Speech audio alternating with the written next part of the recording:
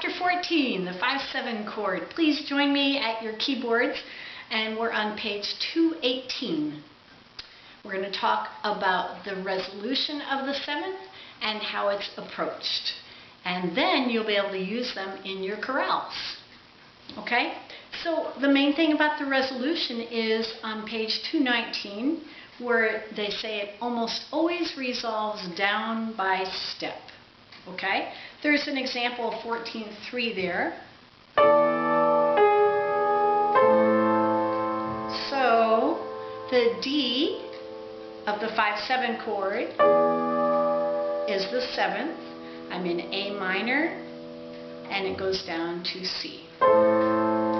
If you listen to it not resolving, I'm just going to play the last two chords, the 5/7 to 1, it would sound like this.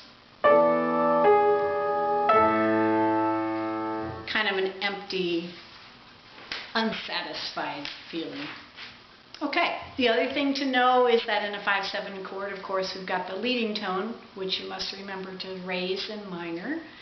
And it is generally going to go up, especially if it's in an outer part. Okay, so 14/4, play it with me, please.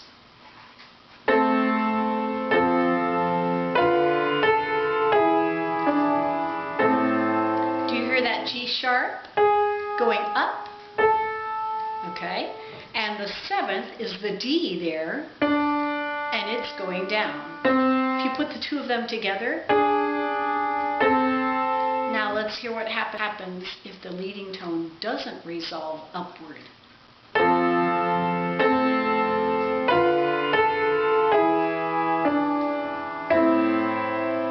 Right? You want it to go. Okay. So there are 4 ways to approach this seventh. This is on the bottom of page 220. We can keep the seventh. Here's an example of the 5/7 to 1. We can keep the seventh on the same pitch class. Then it's called a suspension figure because it comes in and goes down. Or we can call it a passing tone figure. It comes in from above, steps down to the seventh, and then down again. Or we can call it a neighbor tone figure. Steps up to the seventh and back down.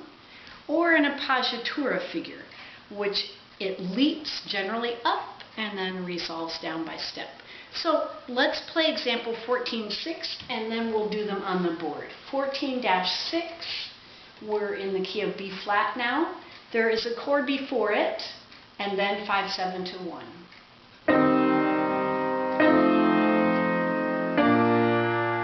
Now just find the seventh, the E flat, and it resolves down right here. I'm going to write 7th above that.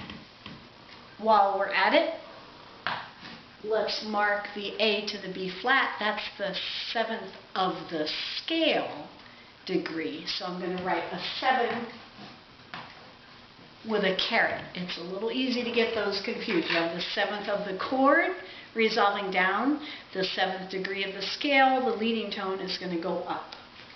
So what we just did there, we did a suspension. We call this a figure because the 7th is part of the chord. Okay? A suspension figure, passing tone figure. So here's the suspension figure. Comes in on the same tone and then down. You would write whatever chord there you would like, that it has to have that note in it. Okay? Passing tone, let's play that one.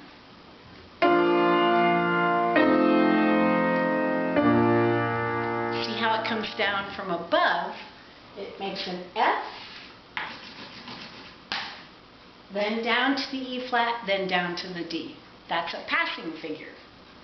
All right, the third one plays part C.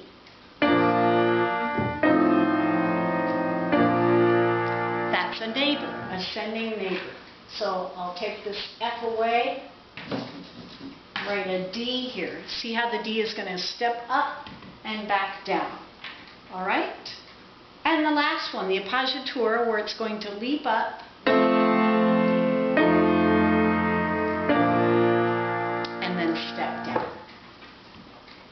be from any note. They have a C, but really any note that would fit a chord that you would like to put before it is fine. That's an appoggiatura. So you would write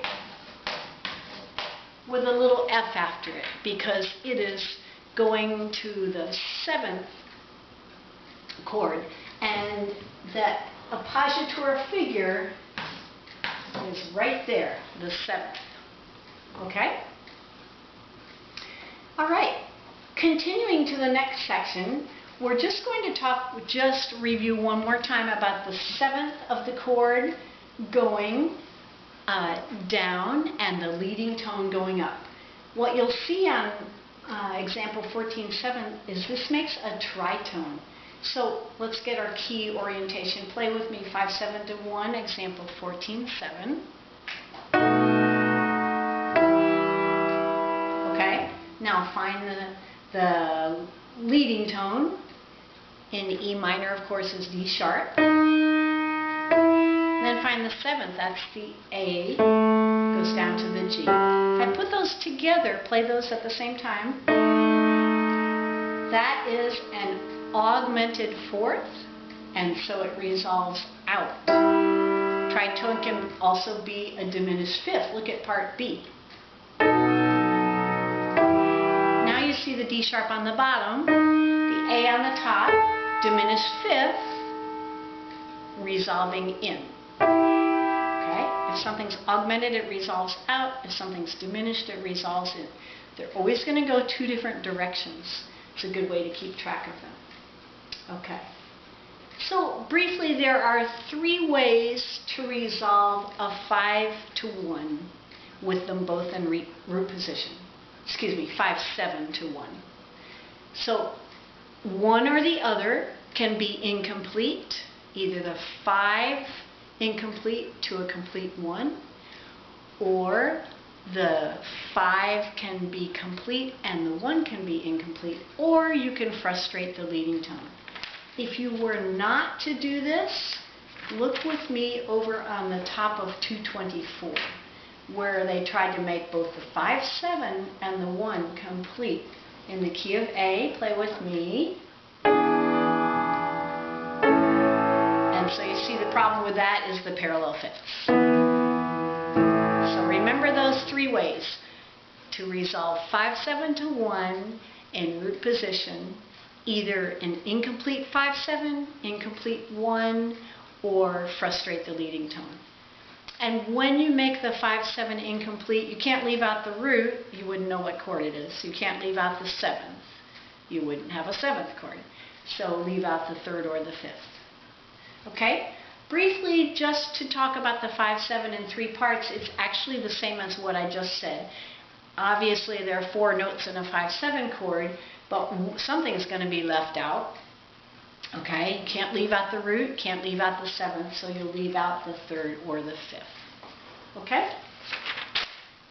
The very last section on page 226 talks about other resolutions of the 5, and you already know from your harmonic progression that it can also go to 6. What I want to point out here is that it needs to go to 6 in root position. All right? So I'd like you to go through the checkpoint and pull it all together.